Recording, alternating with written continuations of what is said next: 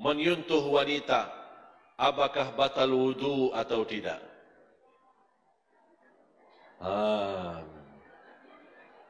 Ayo dong. Allahu Allahu Allahu Allah Allahu Allah. Menyentuh wanita, apakah batal wudu atau tidak?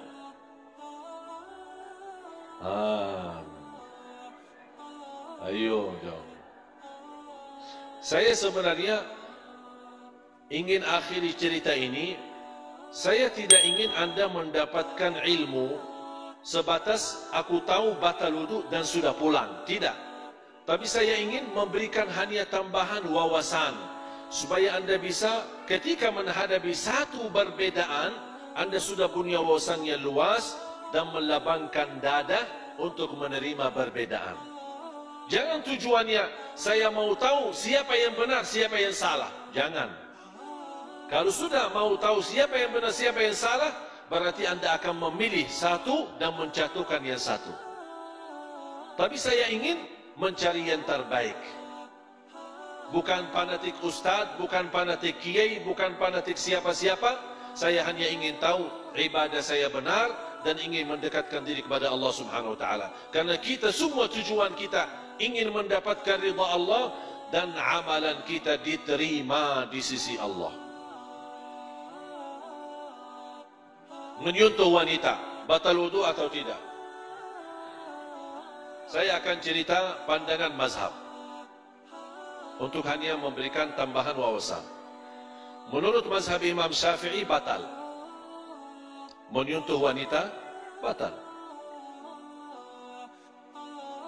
Menurut Imam Hanafi, bersentuhan yang dimaksud di dalam Al-Quran yang membatalkan wudu bukan bersentuhan kulit, tapi berhubungan suami istri. Karena dalam bahasa Arab, lamastum beda sama lamastum. Kalau di dalam Al-Quran, bacaannya apa? Au lamastumun nisa. Kalau dalam bahasa Arab, lamastum tidak pakai alif. Lamastum berarti bersentuhan. Lamastum berhubungan. Itu menurut Imam Abu Hanifah. Dan Imam Abu Hanifah termasuk ulama yang luar biasa. Bahkan disebut Imam Al-Fiqhil Akbar. Dalam ilmu fikih, imam yang paling akbar, yang paling agung, Imam Abu Hanifah.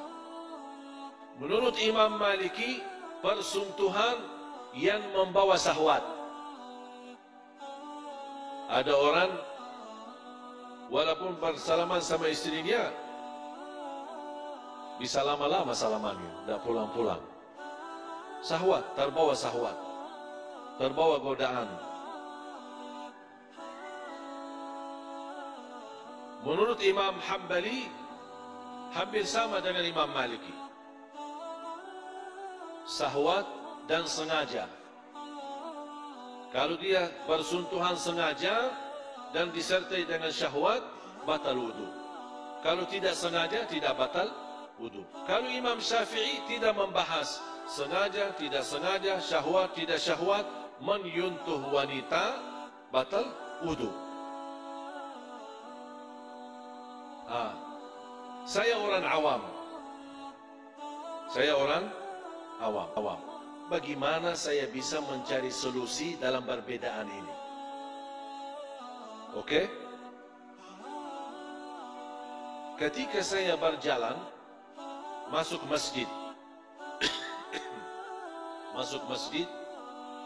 tanpa sengaja menyentuh wanita pas di depan pintu masjid. Atau ada jemaah yang ingin foto kan, ya, biasa penggemar ibu-ibu kan. Jadi pas mau maksa foto-foto, tersentuh. Dia yang datang foto sama saya tapi tersentuh.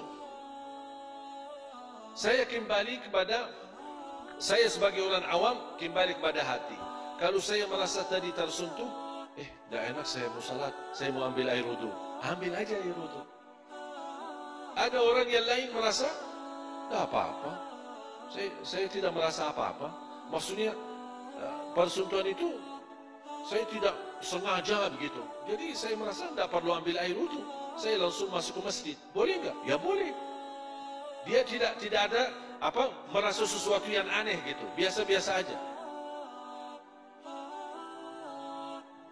Bagaimana kita sebagai orang awam bisa saya posisikan? Kalau saya di tempat yang seperti majlis ini terjadi bersentuhan, ini kembali kepada anda masing-masing. Kalau anda merasa ada sesuatu kesalahan, saya merasa harus ambil air wudu karena saya tidak nyaman, ambil aja air wudu. Kalau anda merasa nyaman-nyaman saja, tidak ada masalah, sah salatnya. Karena pernah di hadis yang sahih yang diriwayatkan Imam Bukhari, Rasulullah SAW ketika habis wudu, cium istrinya, kemudian masuk masjid, tidak ambil air wudu lagi. Walaupun hadis ini muncul berbeda pendapat antara ulama, tidak bisa disamakan orang manusia biasa sama Nabi Muhammad. Karena Nabi Muhammad walaupun mencium istrinya, tidak batal wudunya, karena Nabi Muhammad bisa menahan diri dari syahwatnya. Muncul perbedaan, ini semua perbedaan. Tapi coba, kalau setiap sentuhan wanita bersama laki-laki batal wudu. Kalau ada orang pendapat, mohon maaf Ustaz, ana tidak terima. Yang ana tahu, kalau batal sentuh, batal wudu. Saya tidak mau tahu bagi syahwat, saya tidak mau tahu bagi sengaja, tidak sengaja. Saya merasa tidak nyaman, begitu ada sentuhan sedikit pun, saya langsung mau ambil air wudu. Apakah perilakunya salah? Ya tidak salah, dia benar. Tapi saya menajukan pertanyaan kepada dia. Bagaimana posisi bapak kalau lagi di tawaf? Pas umrah dan tawaf. Kan ada banyak kan? Laki perempuan tercampur. Dan setiap bapak pasti membawa istri, mendorong istrinya. Tak bisa kita menjaga ada lingkungan kanan kiri jamaah tersentuh. Gimana posisi bapak? Apakah setiap bersentuhan di saat wudu, tawaf, kita mau ambil air wudu? Gimana? Kan dia tadi kan protes, dia mau setiap bersentuhan harus ambil air wudu. Saya sekarang bertanya, gimana posisi bapak kalau lagi di area Ka'bah sedang tawaf?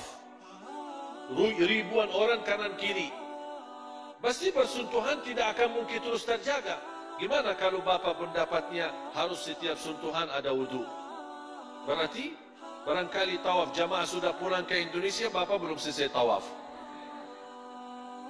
Berat kan?